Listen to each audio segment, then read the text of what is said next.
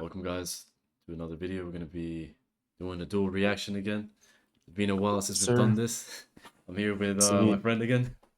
the New Year's Eve reaction time. New Year's Eve reaction time. 2 days ago was First, New Year's first Eve reaction of 2025. 2025. That's right. We should have done one for Christmas and Halloween, but his Yeah. camera Oh, wasn't we did. operational. We did one for Halloween. We didn't do Did? Christmas. I think so. I think we did one for Halloween when it wasn't Halloween though. But Yeah, maybe. yeah, let's just get straight into it. This is the video. Disturbing true New Year's Eve horror stories. Turn the light off. Yeah, let me get mine. Yeah. Put the glasses on. Protect the eyes. And yeah, you ready? Let's do it. Do it.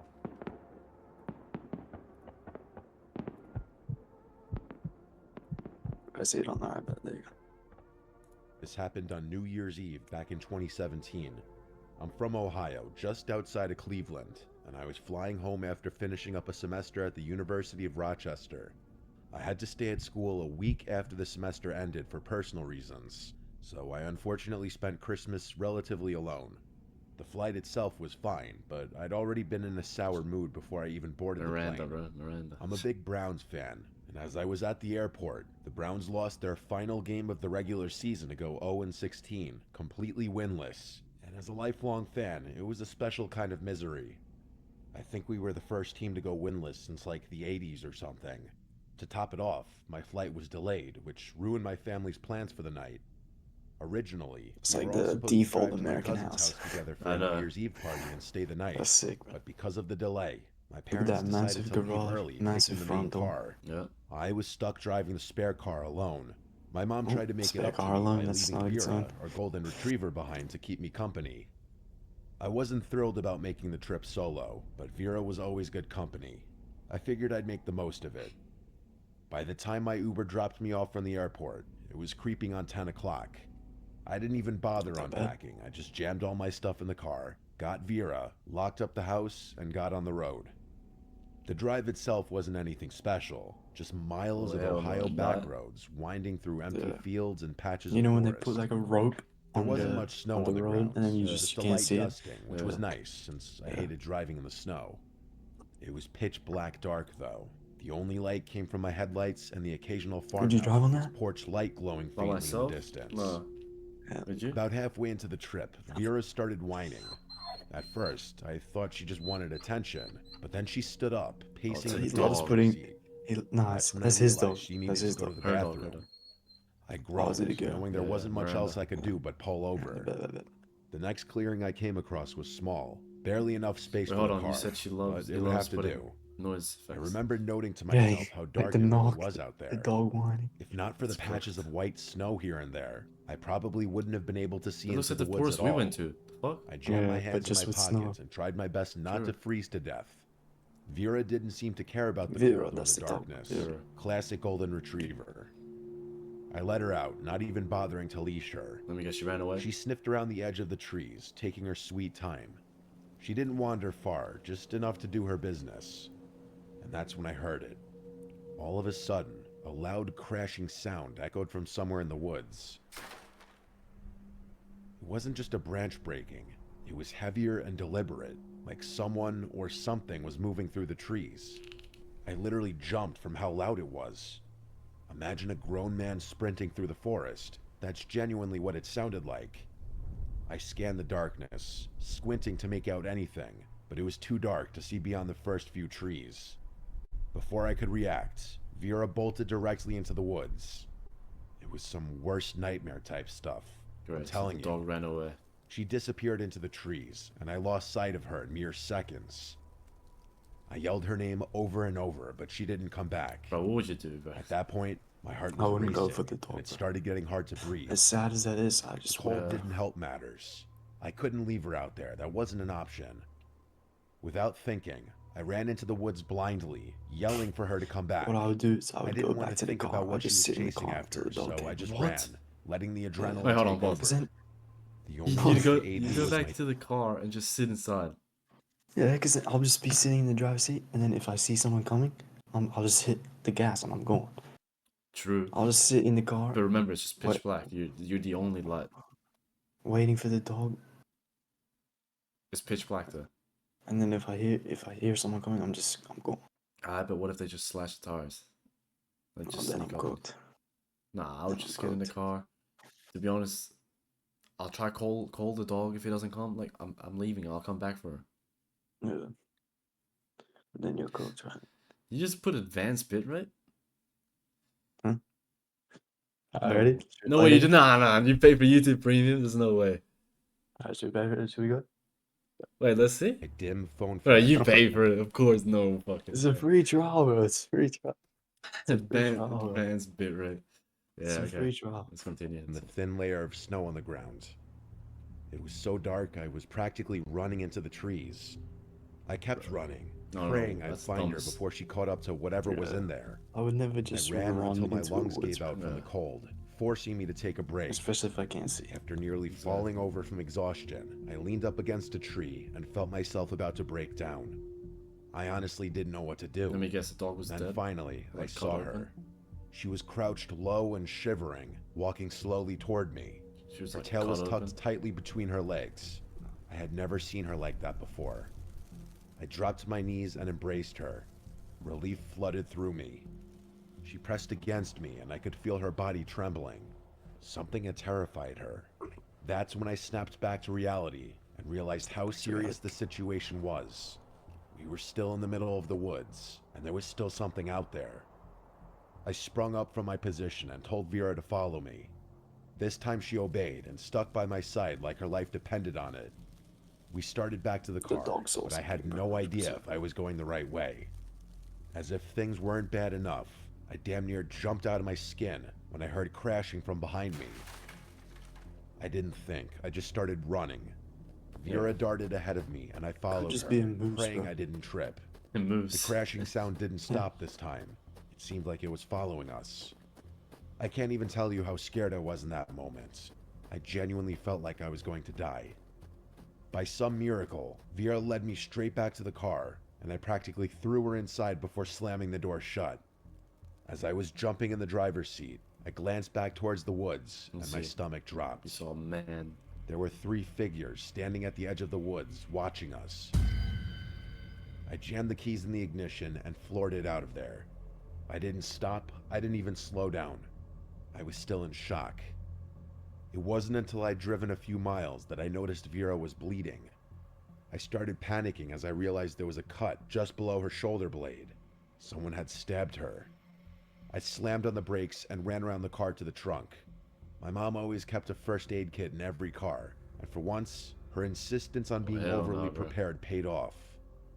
I cleaned Vera's cut as best I could and wrapped it in gauze.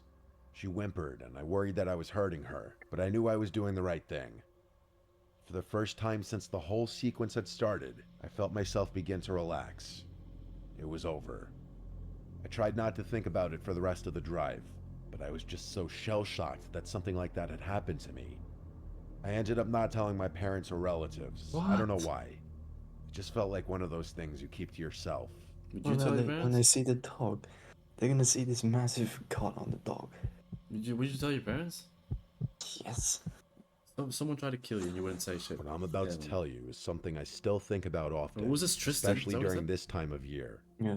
This Tristan. happened on New Year's Eve a few years ago. I don't know the last time. I was driving to my parents' house to celebrate the new year with them. They live a few hours away in upstate Pennsylvania, so I'd left in the late afternoon, figuring I'd get there with plenty of time to spare. Oh. The drive was supposed to be simple. I'm the type who really enjoys long drives, so a nice, peaceful drive would give me some much-needed time to think. But the weather had other plans. The snow started falling about an hour into my drive. At first it was light, just flurries dusting the windshield. Nothing to worry about. I thought the snowfall was actually quite pretty, but I'm pretty sure I jinxed myself. Let me guess. The further I drove, the harder the snow came down. It just kept falling and falling until I was literally in the middle of an honest-to-God blizzard. Yeah. The highway turned slick and visibility dropped to almost nothing. My car, a little sedan, isn't exactly great in snow, so when the tires started slipping on even the smallest hills, I knew I had to pull over. There was no point in risking my life. It was my own fault for not planning out the drive better. I found a spot on the shoulder, far enough off the road to avoid passing cars. Not that there were many. I texted my parents about my situation, and they seemed worried sick. I tried to reassure them that everything would be okay, but I honestly wasn't too sure about that myself. I figured I'd wait out the worst of the storm, hoping it would just ease up, but the snow didn't let up. In fact, it only seemed to get worse from that point. It just kept coming, piling up around the car and on the road ahead. After an hour or so, it became clear I wasn't going anywhere that night. My dad offered to try and get out to me, but I told him that that was a death wish. I told him that if the snow didn't let up, I'd call the police, which he begrudgingly accepted as a decent solution. I really didn't want to call the police, and I didn't have AAA either, so that wasn't an option. What's that? I told myself I the don't know. storm would have to let up eventually. Maybe I some decided that insurance. if it didn't by the time I got tired, I'd Oh, call yeah. the police. The thought of spending the night in the car made me uneasy. I didn't want to run out of gas trying to keep warm, and I was worried about killing the battery if I kept the lights or heat on too long.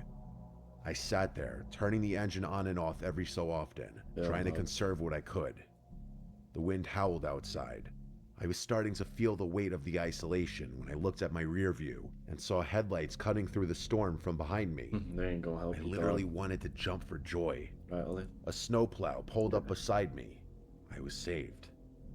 I rolled down the window as the driver leaned out of But his. these sound effects, He bro. was an older guy, maybe in his late 50s. He looked nice. He was wearing a thick jacket and had a black knit hat that was pulled down over his ears. I remember thinking his face was really wrinkly, if that makes sense. It looked weathered, like he had spent decades in harsh conditions. I expected him to say something, but he just stared at me for what What'd you seemed do, like an unusual amount of time. Eventually, Oh, he no. spoke, asking me if I was okay. He had a really gruff voice, definitely a smoker, and it was honestly kind of off-putting. I told him that I didn't think my car could handle the conditions, trying to be friendly but also keep my voice steady. He nodded, saying that I wouldn't get far in a storm like this, especially with the car I had. He paused for a few moments, as if he were considering what to say. I watched his eyes scan my back seat, like he was looking for something. I was just about to respond when he offered to give me a ride. I hesitated. I didn't know him, and yeah, he seemed a little strange, but he struck me as a genuine guy. Plus, staying put with my car all night would have been stupid. I asked him if he could drive me to where I was going, and he said it would be no problem. What'd you I do, then Ollie? asked him what I should do about my car, to which he shrugged his shoulders and said, "Leave it." After a moment, it's I tough. agreed. I grabbed my bag and climbed into the cab of the plow. Oh, hell no, bro. At first, the warmth was comforting. I felt the tension in my shoulders start to ease as I Ain't gonna settled lie, into the Ollie seat. wouldn't have gone. He asked me where I Wouldn't? was headed, and I told him about my parents' house. Me neither. I'll I probably gave him just chill in the car. directions, and he nodded again, but Dang. didn't say much after that. The silence wasn't awkward, but as the minutes passed, I started to feel more and more uncomfortable. That's when I noticed something odd. Got a He gun. wasn't driving in the direction of my parents' house. I knew because the navigation was literally pointing in the opposite direction. I mean, we were on a local highway. There were only two ways to go. Highway? I tried my best to sound calm and asked him if we were going the right way in the most normal tone I could muster. I don't think I did a good job, though, Because he said because no. I could feel his demeanor slightly change with my question. Without looking at me, he told me we were taking a short detour and that the back roads would be better than the highway. What'd you do, Ollie? I didn't know the area well enough to argue, but something about the way he said it made my stomach twist. We drove a little longer, and he did in fact get off the highway and start driving along some back road. At least the GPS said we were heading in the right direction. So I thought I was just being paranoid. Something in my gut was still telling me he was off, though, so I started looking around the cab more closely. There were red flags everywhere. Empty liquor bottles rolled on the floor near his feet. There were torn up maps stuffed into the side pockets, and I caught a glimpse of a knife wedged between the seats. I felt my heart start pounding. You know that feeling where your heart just starts beating like crazy and you're worried other people can hear it? That's what was happening to me. Damn. By that time, I was also positive we weren't going the right way. The GPS kept recalibrating because he missed turn after turn, not even looking at it. I was panicking. As we continued driving, I spotted a house in the distance. It was the only one I'd seen for miles. I had to act. It felt like a lifeline. I waited until we got closer, took a deep breath, grabbed the door handle, and then kicked the door open as hard as I could. The cold air hit me like a slap, but I didn't stop. I slammed into the ground and felt my leg flare up with pain. I didn't care though. I got to my feet and started running toward the house. The man shouted something at me, and I glanced back to see him fumbling for something in the glove box, probably going for a gun for all I knew. I didn't look back again. I sprinted through the snow, trying not to slip until I reached the house. I pounded on the door, screaming for help. A man and woman opened it, and they basically pulled me inside. I collapsed onto the floor, trying to catch my breath. I told them what had just happened, and they didn't ask questions. They just called the police. By the time the cops arrived, the snowplow was gone. They said they'd keep an eye out and search the area, but in that storm, finding him was unlikely. They offered to give me a ride to my parents' house, and even helped me call someone to tow my car. I was beyond grateful. My dad was furious once he found out, and I haven't driven in the snow since. I always think about what might have happened had I not jumped out of the car when I did. But what if those people in the house were like with the guy? Yeah, I was gonna say, what was it? It was just his house. Joshua. You're driving along. Yeah, that's what I You mean. jump I've out, never been and one then for you just. parties, even in college. I got sick of the whole going out culture. Or pretty they were with quickly, him, you know? and I found that I always had more Yeah. fun doing something meaningful with a few close friends. I'm from a rural Yeah. area, northwestern Ontario. Something This meaningful happened a with close couple friends. years ago. Ever since I was a kid, like the my intro. dad and his buddies had a New Year's Eve Let me hear the tradition intro, of no. going ice fishing while everyone else was celebrating the New Year. However, Not really. had I not jumped out of the car when I did. He said he spent most of the time partying. Something like that. Joshua L. But Joshua Lee. I've never been one for parties, even in college. I got sick of the whole going out culture pretty quickly, and I found that I always had more fun doing something meaningful with a few close friends. Yeah. I'm from a rural area, northwestern Ontario. relatable. This happened a couple years ago. Yep. Ever since I was Ontario, a kid, Canada. my dad and his buddies had a New Year's Eve tradition of going ice fishing while everyone else was celebrating the New Year however they celebrated. My mom wasn't really in the picture, and we didn't have much extended family, so I grew up spending New Year's Eve on a frozen lake in the frigid cold with my dad, his brother, That's my sick. brother, and my dad's friends. Yeah. My dad isn't around anymore, and my brother moved to Chicago a number of years ago, but I still try and go ice fishing as much as possible, especially as a way to celebrate New Year's Eve. I'm not really sure why. I just feel like I have some kind of obligation to keep the tradition going. My two best friends, Nate and Trevor, are pretty rugged guys themselves. You know the type, those burly, lumberjack-looking dudes that seem more in touch with wilderness than society. That's honestly how I describe myself too. Anyway, the three of us tried to keep the tradition alive as best we could, which was great because spending New Year's Eve alone would be depressing as hell. Nate was the one driving that day. His truck was perfect for the job. Big tires, four-wheel drive, and enough room in the back for all of our gear. We'd packed everything we needed. Rods, tip-ups, look at the bait, houses. a sled to haul everything, and a small pop-up shelter to shield us from the worst of the cold. see The forecast predicted a clear night, but in Ontario, you never trust the weather I've reports never seen snow entirely. like that, bro. I want to see We snow. were prepared for It's anything. crazy. At least, we thought we were. Like powder. The lake we Yeah, were heading actual to powder. wasn't a well-known spot, and that's Stuck what we in loved the about forest. it. It was tucked away, surrounded by thick trees with a surface that stayed frozen Struggle. solid even in the milder parts of winter. It wasn't a place you'd stumble across unless you knew exactly where to look. As Nate navigated the snowy back roads, the excitement started to build. There's something about the quiet stillness of ice fishing. Just you, your friends, and the promise of the catch. Definitely beats drinking beer after beer at some random bar. As we pulled up to park near the trailhead, I'm gonna I guess noticed something. someone standing nearby. I thought He they were was a gonna few say yards away, dead bundled body. up in heavy winter gear, but something about him didn't feel right. He wasn't moving, just standing there, staring at our truck. At first, I thought maybe he was just a fellow angler sizing us up, but then I saw him glance down at his phone, then back at us, then back at his phone again. For some reason, it didn't feel casual. I don't really know how to explain it. It just felt off. I muttered to my friends that that guy was creeping me out. The two of them looked up. Trevor shrugged his shoulders and Nate nodded but didn't say anything. We were about to start unloading when the man suddenly rushed towards us, waving his arms wildly. I rolled the window down Oh. to hear what he was saying. He started screaming that we needed to come help him immediately and that his buddy had just fallen through the ice. He pointed at his phone, saying the other guy they were with just told him. He sounded frantic, and his desperation was definitely real. We didn't even think. Trevor opened his door, and then we were all out, following the man as he took off down the trail toward the lake. We What'd didn't you do? stop to grab anything, go? not even our coats. The urgency in his voice was enough to override any Probably. second thoughts. Because Probably. I didn't know. The man was practically I wouldn't sprinting, know and we had to not to. jog to keep up. Yeah. As we got closer to the lake, I started to notice something that didn't I sit guess right. it depends if It it wasn't sounded leading real. us to the usual fishing spots. Instead, we were heading toward a more remote part of the shoreline, away from where the ice was thickest. I was about to stop following, but it was too late. They appeared in view before we could do anything.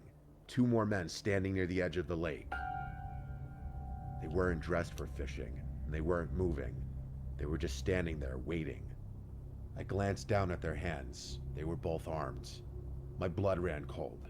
One of them yelled at us to stop right there as we approached. He raised his gun and pointed it directly at me. I honestly can't describe the feeling that you get when someone points a gun at you. I hope no one ever has to experience what I felt that day. My heart dropped as the man we'd been following turned to face us, a smirk creeping across his face. That's We'd been good. set up.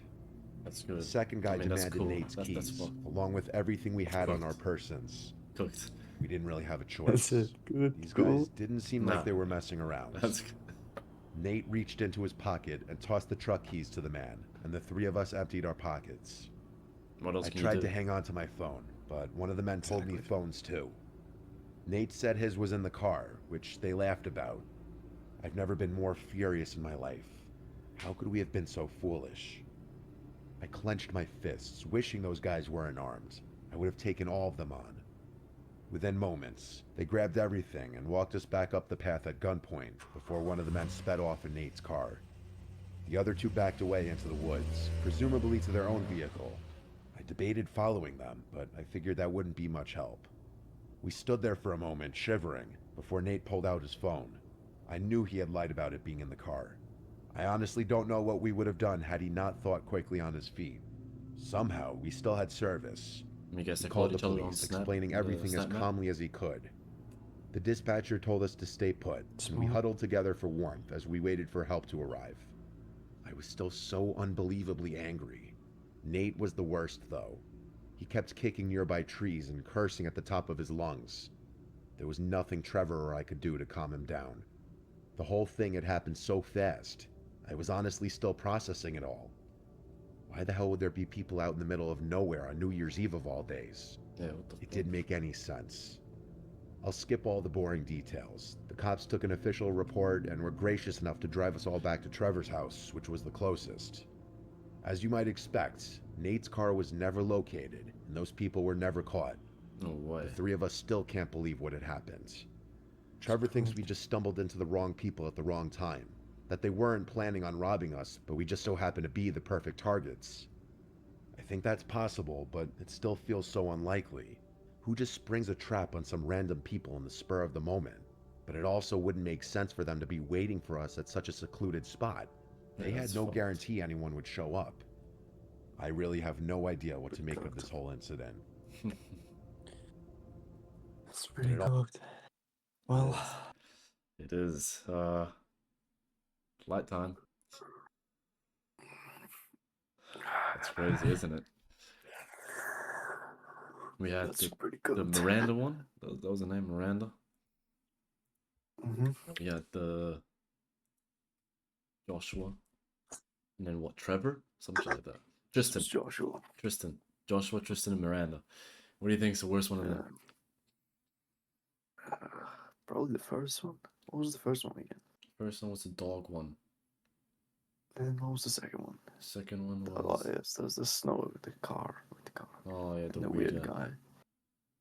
I mean, the third one isn't that bad. Like, they just got robbed.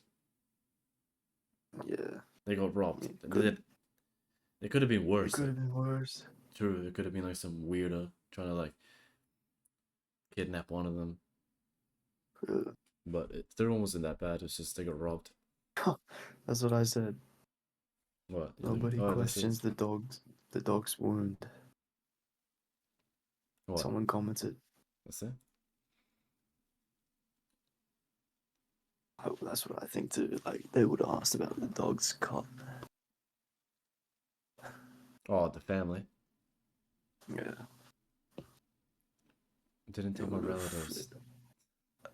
They definitely asked. But they probably just said some shit like, "Oh, he ran into like a stick or something." Yeah. But Sleepover horror I reckon stories. leap over.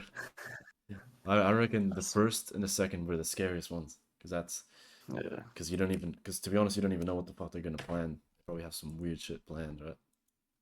They want to get you to The guy in the car. yeah, the guy in the car. They I wanna, mean, he had a knife. What? yeah, but they want to get you somewhere. I've Yeah, always heard they never just- go to the second spot, second Yeah. location. But yeah, It's true. anything else you got to say? It wasn't that scary. It was just. It was like, it wasn't scary. I mean, there's definitely It's some. not scary stories. It's just horror stories. Yeah.